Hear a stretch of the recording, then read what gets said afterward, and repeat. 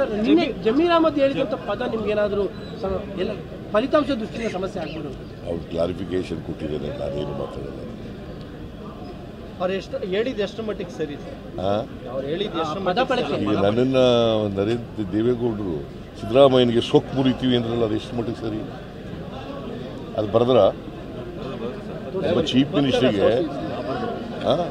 ಮಿನಿಸ್ಟ್ರಿಗೆ ಸೊಕ್ಕು ಮುರಿತೀವಿ, ಗರ್ವಭಂಗ ಮಾಡ್ತೀವಿ ಅಂತ ಹೇಳಿದ್ರಲ್ಲ, ಅದು ಎಷ್ಟು ನನಗೆ ಗೊತ್ತಿಲ್ಲ. ಜಮೀರುವೆ ಕುಮಾರಸ್ವಾಮಿನೂ ಬಹಳ ಕಿನ್ನಾಗಿದ್ದವರು. ಐ ಡೋಂಟ್ ನೋ ಅವರಿಬ್ರು ಮಧ್ಯೆ ಇರ್ತಕ್ಕಂಥ ಸಂಬಂಧ ನಂಗೆ ಗೊತ್ತಿಲ್ಲ. ಸರ್ಕಾರಿ ಕಾಮಗಾರಿಗಳಲ್ಲಿ ಮುಸ್ಲಿಂಗೆ 4% ಮೀಸಲಾತಿ ಏನಾದ್ರು ಚರ್ಚೆ ಆಗಿದೆ? ಡಿಮ್ಯಾಂಡ್ ಮಾಡಿದ್ದಾರೆ, ಹಿಂದುಳಿದವರು ಮಾಡಿದ್ದೀವಿ, ಪರಿಶಿಷ್ಟ ಜಾತಿ ಪರಿಶಿಷ್ಟ ಮಾಡಿದ್ದೀವಿ, ನಮಗೂ ಮಾಡಿ ಅಂತ ಕೇಳಿ. ಬಟ್ ಆ ಥರದ್ದು ಏನು ತೀರ್ಮಾನ ಆಗಿಲ್ಲ.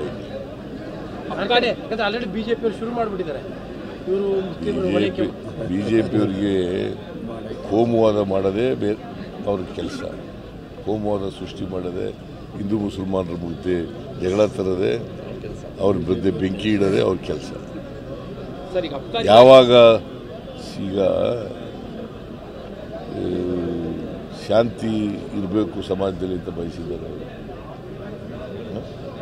ಎಲ್ಲರೂ ಕೂಡ ಸೋದರತ್ವದಿಂದ ಬಾಳಬೇಕು ಅಂತ ಯಾವಾಗ ಇಷ್ಟಪಟ್ಟಿದ್ದಾರೆ. ಸರ್ ನಿನ್ನೆ ಅನಿಲ್ ಚಿಕ್ಕಮಾದವರು ನೆಕ್ಸ್ಟ್ ಚುನಾವಣೆ ನಿಮ್ಮ ನೇತೃತ್ವದಲ್ಲಿ ಆಗಲಿ, ನೆಕ್ಸ್ಟ್ ನೀವೇ 5 ವರ್ಷ ಸಿಎಂ ಆಗಲಿ ಅಂತ ಹೇಳ್ತಿದ್ದಾರೆ ಸರ್, ವೇದಿಕೆಯಲ್ಲೇ ಹೇಳಿದ್ದಾರೆ. ಅವರ ಅಭಿಪ್ರಾಯ ಹೇಳಿದ್ದಾರೆ ಸರ್. ಯಾಕಂದ್ರೆ ಸರ್ 3 ಚುನಾವಣೆ ನೋಡಿ ಸರ್ ಒಂದೇ ಸೆಕೆಂಡ್ ಸರ್